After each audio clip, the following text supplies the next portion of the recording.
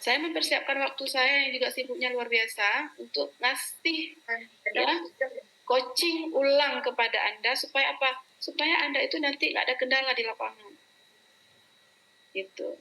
Ya, nggak ada problem di lapangan. Supaya Anda juga punya, karena memang ini sebenarnya masalah kemarin kenapa nggak join karena listrik saya coba memahami, ya. Sehingga saya mempersiapkan waktu saya yang sangat sibuk luar biasa untuk Anda gitu hari ini. Biasanya nggak ada coaching ulang. Hanya saya yang selalu menyiapkan coaching ulang untuk mahasiswa. Gitu. Nah, kita lihat semuanya tolong diperhatikan.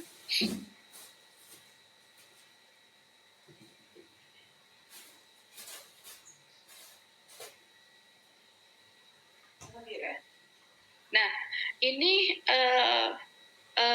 informasi yang saya berikan nanti adalah sekarang ini adalah informasi tentang praktek. Anda ngapain aja di sana gitu, ya. Jangan bingung. Jadi saya akan ngasih tahu ngapain aja bertahap-tahapan, ya. Nah, jadi yang pertama adalah yang jelas karena ini praktek ASKEP KBK, maka maka sasaran kita sebenarnya KBK kelompok berkebutuhan khusus itu banyak, lansia juga KBK, ya. Kemudian mental illness juga KBK. Tapi saat ini, ya untuk semester ini di kelas Anda kami fokus mengambil anak ABK, anak berkebutuhan khusus, dan kegiatannya di SLB. Hanya satu orang yang kegiatannya di luar SLB yang dikarenakan kondisi dan situasi, tapi itu sudah berkoordinasi dengan saya dan itu tidak ada masalah, ya. Kemudian satu mahasiswa mengasuh 1 sampai 3 anak, situasional itu tergantung siapa anak asuh Anda, nanti kita akan lihat di slide berikutnya. Nah, fokus kegiatan kita adalah ya, intervensi yang diberikan adalah promotif dan preventif. Nah, kenapa tidak ada kuratif? Ini dikarenakan Anda sudah belajar teori dengan saya, dikarenakan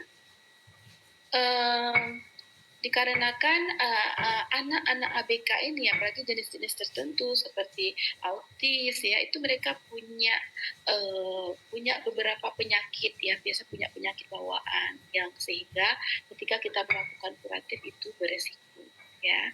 Kemudian terkait juga dengan kooperatifnya mereka, jadi alangkah lebih aman apabila memang kita ini hanya memberikan intervensi promotif dan preventif, apalagi kita kepasangannya di sekolah, gitu ya, terbatas dengan sarana dan prasarana pelayanan kesehatan gigi. Kemudian setiap hari mengisi CHPP, ya, 1 lembar itu 1 hari 1 lembar. Jadi diisi setiap hari. Nah, apapun kegiatan Anda lakukan di sana, baik itu mungkin ikut senam, ya, upacara di luar dari kegiatan kita itu tetap dibuat sih. Kemudian nanti dituliskan di tanda tangan guru kelas di sana, boleh guru kelas karena kita tidak memilih si A, ya, guru kelas kecuali yang di Aceh, perasaan di Aceh. Kemudian nanti di akhir itu tanda tangan pembimbing. Mungkin karena kita jauh, tanda tangan pembimbing itu tidak perlu, tapi yang sangat penting adalah tanda tangan guru kelas di sana. Kemudian presentasi laporan, nanti di akhir kegiatan Anda diminta untuk membuat laporan. Laporannya itu per sekolah, per lokasi. Jadi kalau misalnya di sekolah itu hanya 1 orang mahasiswa, ya silakan pergunakan data Anda gitu. Kemudian kalau misalnya satu sekolah itu ada 3 mahasiswa yang terlibat praktek, berarti nanti data masing-masing itu digabung, gitu, dibuat dalam satu bentuk laporan, ya. Dan diharapkan dari kegiatan ini nanti menghasilkan satu riset, dari laporan-laporan itu menghasilkan satu riset dan satu pengabdian masyarakat, ya. Kemudian mata kuliah ini kegiatannya berkolaborasi dengan mata kuliah promosi kesehatan dan psikologi. Jadi untuk promosi kesehatan mungkin kita kemarin sudah join dengan dosen-dosen promosi karena memang kegiatan mereka itu mengikuti kegiatan kita, sehingga alangkah lebih bagus saya diskusi sama Intan, kita join grup juga gitu, ya. Jadi mereka tinggal mengikuti. Dan psikologi kesehatan. Nah, ini juga saya sudah jelaskan, untuk psikologi kesehatan itu tidak ada praktik khusus secara teknis, tetapi nanti Anda diminta membuat suatu makalah, suatu makalah, karena psikologi ini dia lebih ke laboratorium bukan praktik lapangan, gitu ya, laboratorium. Tapi saya gabung itu di lapangan. Jadi tidak ada praktek khusus kepada SLB, tapi lebih nanti melaporkan dalam bentuk makalah ya terkait dengan psikologi dari anak yang Anda asuh ya. Nanti untuk template-nya dan lain-lain saya akan berikan nanti setelah sudah selesai nanti ya kegiatan.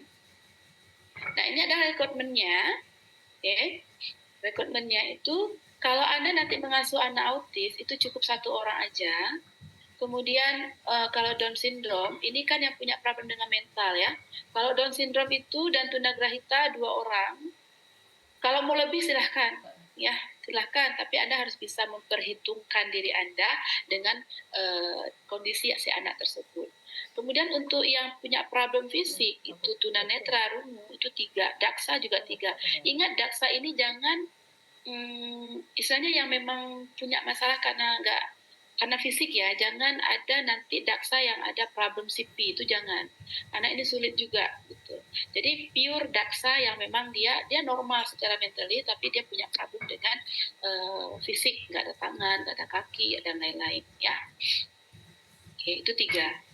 Nah kemudian ini rencana praktik kita itu tanggal 3 sampai 30 Oktober ini secara keseluruhan sampai Anda nanti presentasi laporan.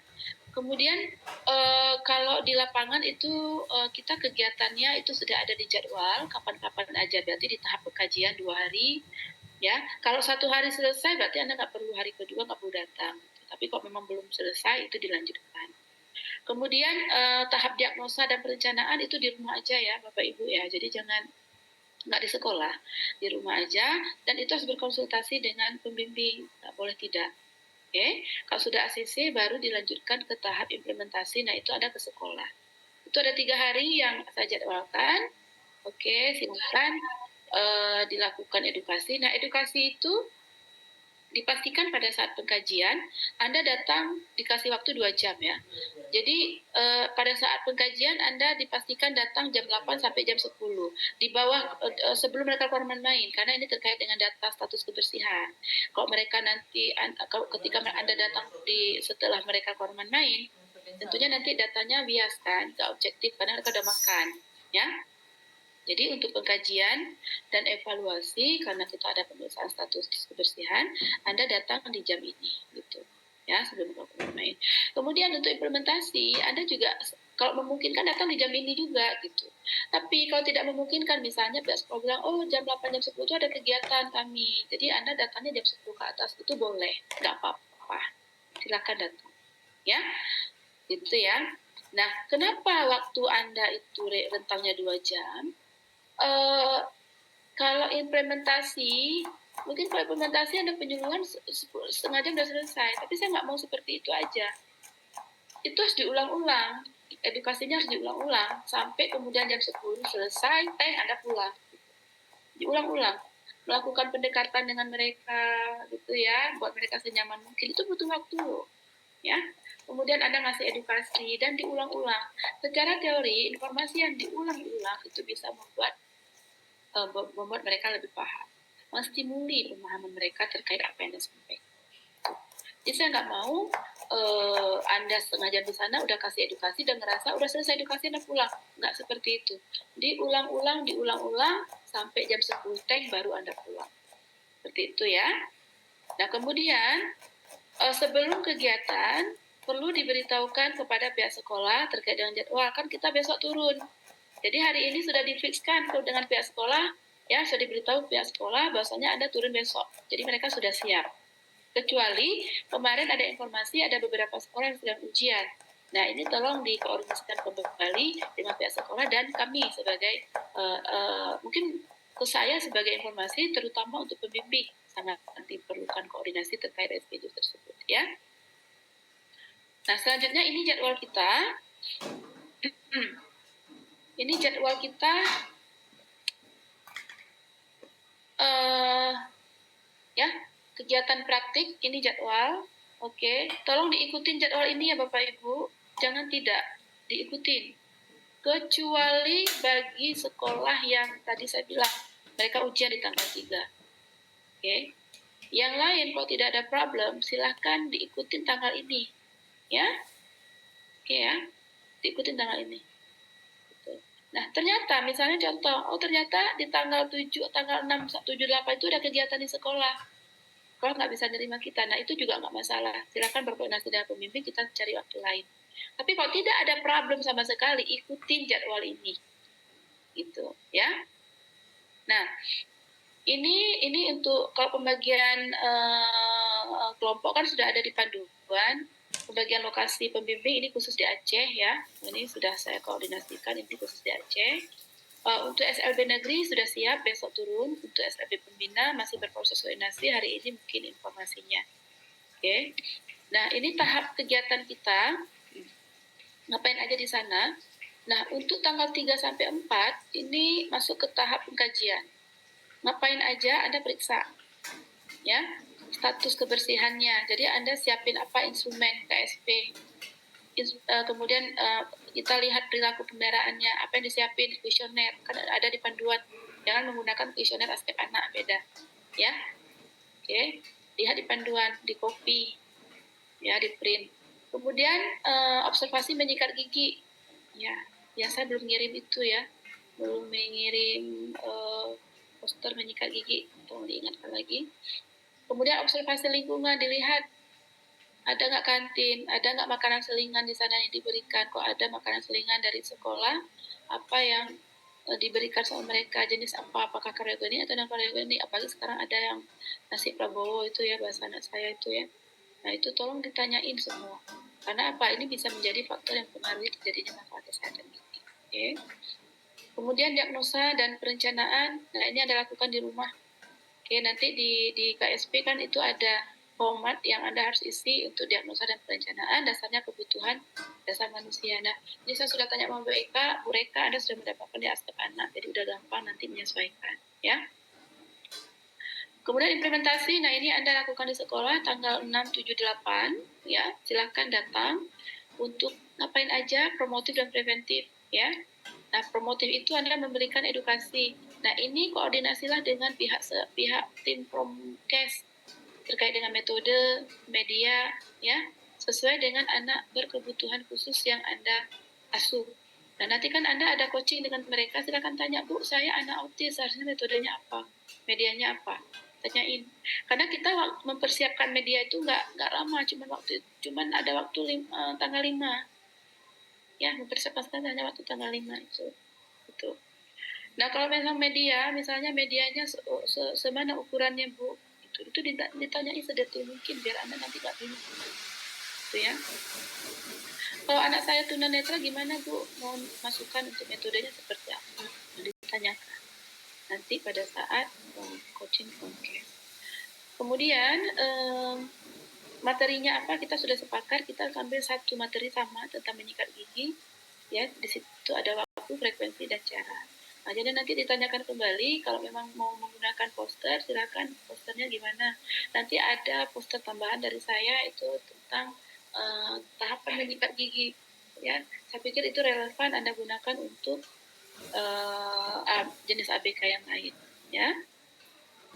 Kemudian Anda mungkin perlu persiapkan pantom, itu perlu untuk bisa memperagakan. Ingat, fungsi media sangat penting di dalam kita memberikan edukasi untuk bisa menyamakan persepsi, ya. Perlu adanya kerjasama dengan guru, terutama dengan anak yang punya masalah dengan komunikasi. Nah, ini perlu apabila dengan anak autis, tunarungu, itu silahkan bekerja sama, minta guru mendampingi nanti sekolah. Siapkan stiker atau benda yang menarik, ya, itu sebagai bentuk positive reinforcement. Jadi kalau Anda datang pertama kali jangan suruh buka mulut terus ya, Bapak Ibu, silakan kenalan dulu gitu. Makanya saya kasih waktu 2 hari, kalau nggak siap hari pertama, hari kedua, ya, kenalan dulu, buat mereka nyaman. Salah satunya adalah dengan bermain dengan mereka menggunakan benda-benda atau stiker.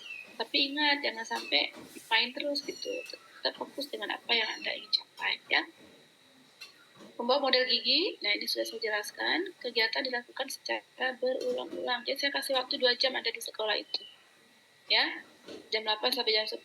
Diulang-ulang terus itu. Nanti 10 tank mereka keluar main, silahkan Anda pulang. Jangan lupa isi CHPP dan minta tanda tangan setiap hari. Ya. Nah, Kemudian preventif sebelum menyikat gigi bersama, jadi Anda datang sebelum dibawa mereka keluar untuk menyikat gigi di luar, Anda di kelas itu diulang-ulang lagi cara menyikat gigi, didemonstrasikan lagi, minta mereka peragakan, gitu ya.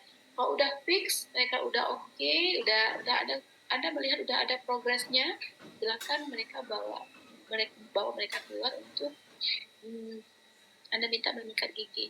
Siapkan pasta gigi, sikat gigi, ya, air kubur dan tisu. Jadi jangan Anda dulu yang nyiapin, yang naruhin pasta, jangan. Suruh mereka, mulainya dari mana dulu. Iya, ternyata kok memang mereka belum mampu, setelah Anda bimbing juga belum mampu, minta bantu guru juga ya untuk mendampingi, boleh Anda bantu. Gitu. Ya, tapi sebelumnya Anda coba dulu untuk menstimuli mereka. Gitu. Bagi yang mampu silahkan, gitu ya. Nah, nanti dilihat mereka bisa melakukan atau tidak. Ya. Kemudian dampingi dan bimbing anak pada saat menyikat gigi, minta bantu untuk dampinginya juga.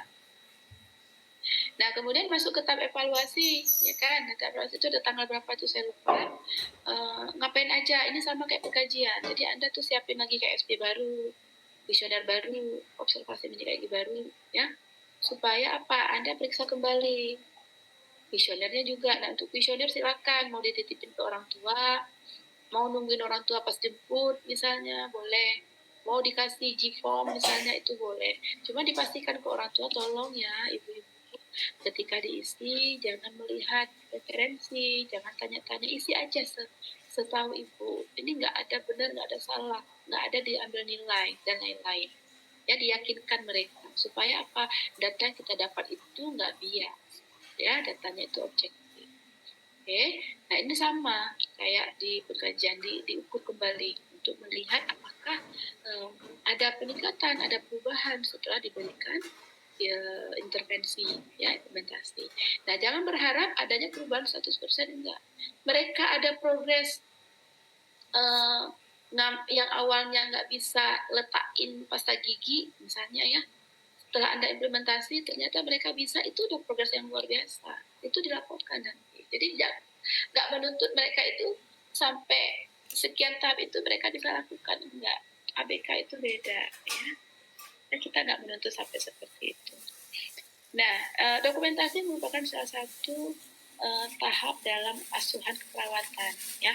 Namun di dokumentasi ini saya fokus ke pertanggungjawaban ya dari kegiatan yang Anda lakukan. Jadi kan saya nggak bisa mengendalikan, menghandle yang di luar daerah kan. Jadi cara kami adalah tolong divideokan dan foto. Video ada, foto ada. Video itu nggak boleh potong-potong, full, ya. Tapi bukan berarti ada video dari jam 8 sampai jam 10 nggak, gitu ya. Jadi dari awal mulai pendekatan, kemudian Anda mulai pemeriksaan, itu kira-kira aja lah, ya. Kemudian sampai selesai Anda main, gitu ya. Implementasinya juga, gitu ya. Karena diulang-ulang mungkin yang kali pertama aja Anda videokan, bisa dikirim.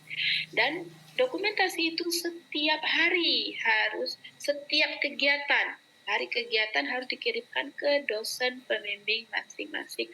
Makanya saya apresiasi sekali kemarin saya diundang masuk grup. Cuman kayaknya saya belum gabung ya. Atau bagaimana ya saya. Soalnya banyak yang masuk WA jadi lupa dan tenggelam gitu ya. Jadi untuk proses ini Anda sudah berkoordinasi dengan pembimbing masing-masing. Kirim setiap kegiatan itu setiap harinya di pembimbing masing-masing untuk mereka melihat ya. Nah, kalau yang di Aceh kami langsung itu ada di lapangan untuk memantau kegiatan, tapi bukan berarti tidak perlu dokumentasi, tetap perlu didokumentasikan nanti untuk dibuat di laporan ya, dilaporkan di laporan. Nah, ini juga CHPP harus ada. Nah, saya ingatkan jangan sampai dipotong-potong videonya karena pengalaman dulu itu dipotong-potong sehingga nanti malah merugikan Anda, ya. Nah, kemudian setelah selesai semua, Anda bikin laporan, ya, buat laporan sekolah tadi yang saya bilang, mengikuti template yang sudah ditentukan di panduan ada. Kemudian nanti dipresentasikan. Ini nanti kalau misalnya satu sekolah itu satu orang, ya udah satu orang itu presentasikan, kemudian akan ditanya tuh, nah itu akan diambil nilai ujian. Ya kemudian kalau misalnya satu sekolah itu 3 orang, ya udah nanti presentasi 3 orang tuh ngumpul untuk presentasi, nanti dipilih siapa yang mempresentasikan, kemudian nanti akan ditanya satu-satu, ya. Nah, seperti itu. Nah, nanti jadwal presentasi kan sudah saya buat di sana ya, di jadwal. Nanti silakan berkoordinasi, karena nanti presentasinya dengan pembimbing masing-masing. Gitu ya. Kemudian, laporan harus dikumpulkan sesuai dengan waktu yang ditentukan. Nah, ini saya mungkin kalau Anda mengenal saya tipe orang yang sangat concern gitu ya, sangat konsisten. Jadi ketika saya bilang harus dikumpulkan di jadwal sekian, jam sekian, itu silahkan diikutin. Karena di luar dari itu saya anggap itu tidak ada, gitu, ya. Nah, jadi saya tidak akan menilai lagi seperti itu. Nah, kenapa? Saya nggak kejam ya. Saya bukan kejam sebenarnya. Saya mau kita itu serius, bertanggung jawab dengan apa yang kita kerjakan. Anda memutuskan kuliah, ya kan, untuk ambil RPL. Jadi tidak ada istilah RPL itu dimudahkan, nggak ada dimudahkan, gitu ya. Mungkin metodenya aja beda. Karena apa? Karena aturan, gitu ya. Kami kan harus ikutin aturan, kebijakan. Gitu. Ya, kalau ditanya, disuruh tanya saya nggak suka sebenarnya daring. Saya lebih suka luring, gitu ya. Tapi karena mau tidak mau saya harus mengikuti. Nah, begitu juga dengan Anda, ya. Jadi tidak ada istilah RPL itu dimudahkan, tidak. Kalau saya tidak akan. Banyak itu kemarin kakak kelas Anda tuh nggak lulus gara-gara apa? Nggak ngikutin praktek. Gitu. Nah, jadi saya mau Anda belajar bertanggung jawab. Saya melihat Anda di sini, saya menghormati Anda ya. Apalagi Bapak Ibu yang sudah senior saya itu, ya. Yang di Padang tuh senior saya sekali, gitu ya. Jadi saya sangat menghormati. Namun pada saat proses PPM, tetap kita adalah berstatus mahasiswa yang memang harus mengerjakan apapun yang dituntut di dalam proses tersebut. Seperti itu. Saya bertanggung jawab memberikan ilmu kepada Anda. Anda bertanggung jawab untuk bisa menerima ilmu dan mengikuti apapun yang diinstruksikan. Ya. Jadi itu, jadi tidak ada istilah pinjam. Saya hanya mau kita tuh lebih bertanggung jawab apa yang sudah kita pilih. Nah, kemudian, thanks. Ya, mungkin ada yang mau ditanyakan, silahkan.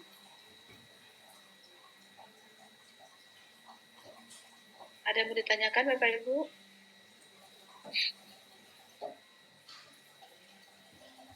Apakah cukup jelas apa yang sudah saya sampaikan?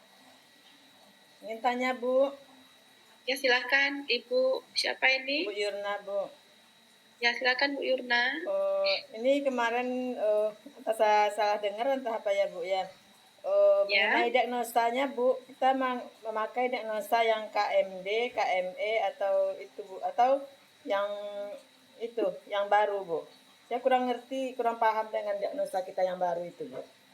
Oh iya, itu kita menggunakan diagnosa keperawatan, Bu, kalau KMD itu, Bu, ya. Jadi keadaan mencapai dentin, keadaan mencapai pupa, gitu ya. Kemudian ini terkait juga dengan 8 dasar kebutuhan manusia, ya. Yang Anda sudah sebenarnya saya sudah diskusi dengan Bu Reka, karena sebenarnya Bu Reka yang memberikan materi ini, namun kata Bu Reka itu di Askep Anak kemarin sudah diberikan, jadi katanya Anda ini sudah paham. Bu Reka sudah masuk belum? Yang untuk ABK belum, Bu. Yang untuk anak udah kemarin, Bu. Untuk ABK belum ya. Nah, artinya nanti karena ini ranah beliau, materi beliau silahkan ditanyakan secara detail untuk pengisian instrumen, karena memang itu materi beliau, pengisian instrumen, KSP dan laporan. Tanyakan kembali. Tapi yang mungkin yang perlu saya tekankan di sini adalah yang kita gunakan adalah diagnosa keperawatan. Ya, yang fresh graduate, karena saya juga sudah menyampaikan ke mereka bahwa kalau yang fresh graduate mungkin nggak ada problem, mereka memang sudah mendapatkan itu ya. Tapi kan bagi bapak ibu yang